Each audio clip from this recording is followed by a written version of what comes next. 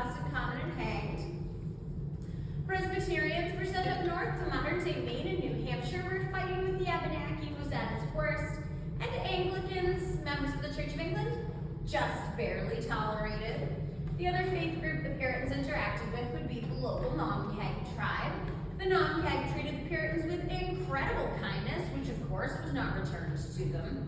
The Puritans believed anything outside of their picture-perfect city on a hill was to be feared and distrusted, and needless to say, the Nomkag fit into that category. But that's not to say that the Puritans didn't have anything legitimate to fear. They certainly did. There was ongoing violence with indigenous people elsewhere in the colony. A smallpox epidemic had recently come through the area and wiped out about half the population. If you're not familiar with the New England winter, they are long and dark and cold, and food scarcity was a very real concern. Not to mention the Puritan faith itself, which focused on the devil walking among us. The Puritans lived in constant fear. Now, the Salem you've come to know and love used to be much bigger than it is today. We are in what was Salem town. Salem village would be our neighbors in modern-day Danvers and parts of Peabody. Village and the town were absolutely dependent on each other, but the village had tried to break off a number of times without success. In 1688, they were finally allowed to ordain their own minister, and that man was the Reverend Samuel Parris. Now, Samuel Parris thought he was a pretty big deal, but he certainly was not. He began his education at Harvard and dropped out. Well, then he moves to Barbados to run his family's sugarcane plantation, runs it right out of business, comes back to Massachusetts to become a minister. His only permanent offer? Salem Village. The village had a terrible reputation, fighting amongst themselves, fighting between the village and the town, and a nasty habit of not paying their lay ministers. But it was his only offer. He didn't have a choice. He brought his wife Elizabeth, their daughter Betty, their niece Abigail, and 2 enslaved people from Barbados, Tituba, and John Indian. The Parrises had been here about 3 years when strange things started to happen in their home. The girls would have fits, their bodies would contort, they'd go comatose, they'd crawl under furniture, they'd bark like dogs. Nobody knew what was happening. So they called in the local doctor. He examines the girls and finding nothing medically wrong makes the only logical determination. Clearly the girls were victims of witchcraft. All right, I will meet you folks at the white door in the back. We'll head downstairs. Oh, we're going. Here we go. Please watch your step as we head down. It gets dark quickly.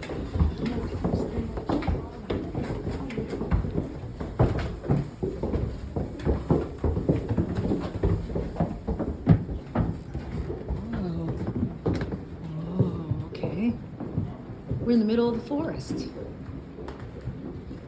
All right, can I give you 2 an important job? In a second, I'm going to say, people keep coming down, make a second row, whatever. Stay right where you are. Okay. Can you handle it? Okay. You seem like you can. And we are going to make a second row in the front for 1692. The young girls of Salem informed the magistrates that a coven of witches at Salem Village is meeting in the wooded field near Minister Samuel Parris's home.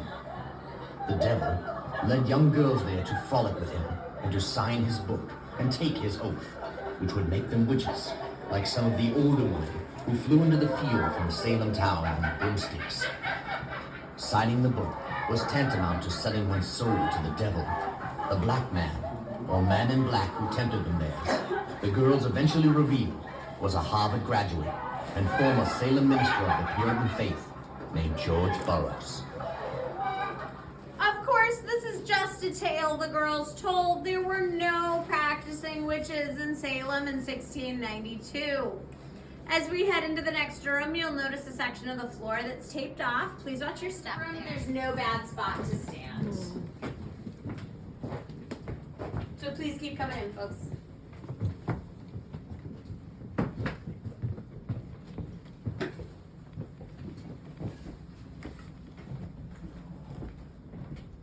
Indian, 11-year-old 13-year-old Abigail Williams, 9-year-old Betty Paris, and their friend 12-year-old Annie Putnam Jr. Now, Elizabeth Paris was frequently sick, so one of Tituba's responsibilities was taking care of the girls. When she wasn't teaching important skills like cooking or sewing, she would entertain them with stories of growing up in Barbados and modern-day Venezuela, teach a few fortune-telling games. One of those games involved cracking an egg into a glass of water, and the shape it formed was a sign of things to come. It's these kinds of games that led to Tituba being the first person in Salem accused of witchcraft. She confessed, which saved her life, but it didn't improve anything for her. She spent a year in prison, and then unable to pay her prison fines and abandoned by the Paris family, she was sold back into enslavement, and that's where we lose her in the historical record. Popular depictions of Tituba show her as a crone or a hag, or at the very least my age. Real Tituba was a teenager. This is not some old woman indoctrinating your children. This is your babysitter telling some stories.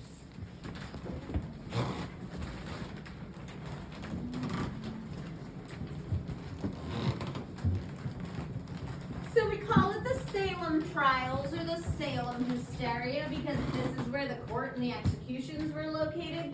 But people from 34 different Massachusetts towns were accused, all the way from Boston to the New Hampshire border.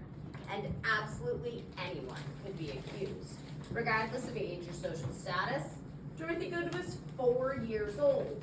Rebecca Nurse was a 71-year-old bedridden pillar of the community. They were both accused, and Rebecca Nurse was executed. The usual suspects: women who didn't fit in, women who quarreled with their husbands, women who didn't have husbands, women who... 75 to 80% of the accused were women. Let's head this way. And this next scene does have some flashing lights. If that's something you're sensitive to, please be advised.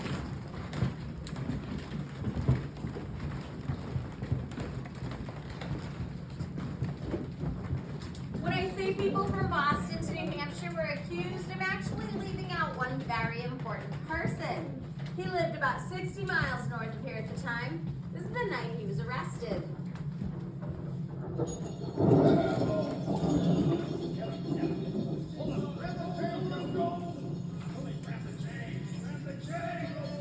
The former Puritan minister of the Salem Village Church, George Burroughs, is accused by the girls of being the devil himself. A noted strongman, Burroughs is captured at his house in Wells, Maine, by the cruel Salem sheriff, George Corwin, and his deputies. But he battles his captors, and when a storm suddenly erupts, the lawmen are terribly frightened, for they are convinced that they have captured the devil himself, and he will strike them down with bolts of lightning.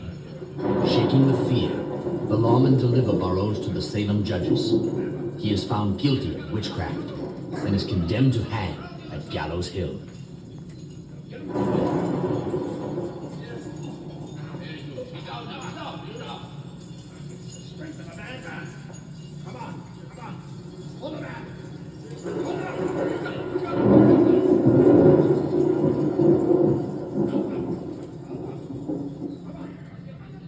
Modern historians actually believe that George Burroughs went willingly the night he was arrested.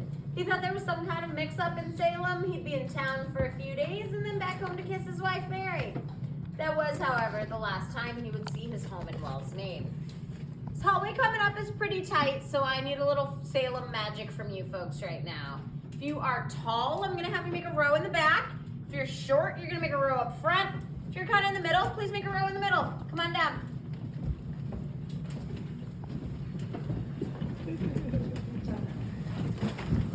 You're indeterminate, and this is the special court where suspected witches were tried. While your interpreter didn't have anything we'd recognize as evidence, what they did have was spectral evidence. And that boils down to anything the accuser could see that no one else could. Dreams, visions, hallucinations, really good lies. All perfectly valid forms of evidence here. During the trials, the afflicted girls said they could see the specters or spirits of the accused coming to hurt them. The accused weren't allowed professional lawyers. They could have a family member advocate for them, but that was it. How do you defend yourself against a child who says your spirit came to hurt her? And if you'll come down to this next window with me, you'll see the form of spectral evidence that would get this childless cat lady accused. All witches kept their side. Little eggs of strange animals called familiars. They were given to witches as pets by the devil, and these little demons could appear or disappear at will, and they could make themselves larger or smaller at will, or so thought the superstitious Puritans. A witch's ward was where familiars sucked bloody milk. I saw Bridget Bishop's familiar, testified John Lauder before the Salem court in 1692. It was a black thing that jumped into my window, and it came and stood before my face. The body of it looked like a monkey, only the feet were like cock's feet with claws, and the face was somewhat more like a man than a monkey's. The black cat is, of course, the most familiar of witch familiars. Union Tree itself is a Walgreens parking lot today, but there's a memorial nearby. I promise we're not complete monsters in Salem. On August 19th, 1692, about half a mile away from where you are standing now, George Burroughs, thought to be the devil, was hanged at Gallows Hill with 4 others. New England's leading Puritan minister, Cotton Mather, was there, riding a white horse. When Burroughs was on the ladder to hang, wrote eyewitness Robert Califf, he made a speech for the clearing of his innocence, with such solemn and serious expressions, as were the admiration of all present. His Lord's Prayer drew tears from many, so it seemed to some spectators that it would hinder the execution. But Cotton Mather addressed himself to the people, declaring that the devil has often been transformed into an angel of light, which someone appeased the people, and the execution went on.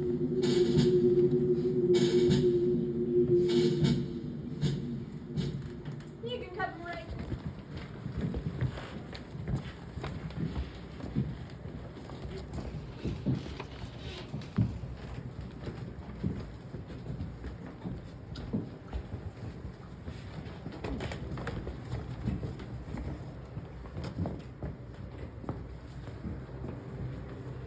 The bodies of the executed could be left up for as much as a week to serve as an example to the community, and then they would be brought to the witch pit. They could not be buried in consecrated ground, and instead were dumped into a shallow mass grave. And in this window behind you, we have the Reverend Cotton Mather, who you saw on the white horse. In addition to being an important minister, Cotton fancied himself a bit of a scientist. For a long time, local legend held that Cotton Mather removed the body of George Burroughs from the witch pit to examine it for signs of witchcraft. Today we know it's just a legend, but it's such a good one it's worth repeating. Now, Cotton's father, Increase, was the president of Harvard, and Cotton thought he would get to do that too. But Harvard was aware of his role in the trials and said thanks but no thanks, we're actually all set. So Cotton and a few of his friends went down to Connecticut and they formed Yale University. And over here we have Philip English. He was the wealthiest man in Salem town and a member of the Anglican Church. So it was only a matter of time until he and his wife Mary were arrested for witchcraft. When they were, they used their wealth and their social connections to flee to New York and hide out until things cooled down. Came home in 1693. All they wanted to do was get back into their beautiful home and use their nice stuff, only to find that most of their belongings had either been looted by their neighbors or confiscated by the sheriff, and Sheriff Corwin was living in their home. They tried to sue. That brought the trials to a close. The biggest one is true love. William Phipps was our governor at the time. He established the Court of Oyer and Terminer in May of 1692, and then had to go up north to deal with the fighting with the Abenaki. Came back to Salem in October to find that his wife Mary had been named a witch. Clearly, this was not going to work. He closed the court, emptied the jail of anyone who could pay their fines, and pardoned the 7 people waiting to be executed. Now, I'm a newlywed. I love a good love story. So I got one more for you. It's the story of Giles and Martha Corey. You might have heard that Giles accused Martha and couldn't wait to see her swing. New scholarship tells us there's a little more to it. When Martha was arrested, Giles recanted the accusations against his wife and then did everything in his power to defend her. He only gave up when he couldn't afford the ferry into town, couldn't physically make the 10 to 12 mile journey on his own. They did both lose their lives. Martha was hanged, Giles was tortured. Giles Corey has left a curse or two on this town. Tradition is long current in Salem, wrote Salem's noted author, Nathaniel Hawthorne, that at stated periods, the ghost of Giles Corey, the wizard, appeared on the spot where he had suffered as the precursor of some calamity that was impending over the community, which the apparition came to announce. Old Giles Corey was a pitiful creature, in his 80s, when he was led to the field beside the Salem jail, now the Howard Street burial ground. On September 19th, 1692, he was laid in a pit and crushed to death with stones by Sheriff Corwin and his deputies, cursing Salem and the sheriff as he died. His wife was hanged at Gallows Hill 3 days later. Nobody knows exactly where old Giles was buried, but as Hawthorne says, his ghost returns to the burial grounds at times of great calamities in Salem. He was seen many times, roaming the graveyard in early 1914, before a fire devastated the city, starting at Gallows Hill and destroying all in its path as it swept to the waterfront. Ironically, the flames leapt over the old homes of the historic district like unseen hands. Giles Corey's ghost continues to appear, as Nathaniel Hawthorne predicted, during times of great disaster and as a reminder of Salem's tragic legacy, the witch hysteria. So that is it, folks. Thank you for visiting the Witch History Museum. Have so much fun in Salem. If you have any questions, I'd love to answer those for you upstairs, and you're going to head right this way. Thank you all.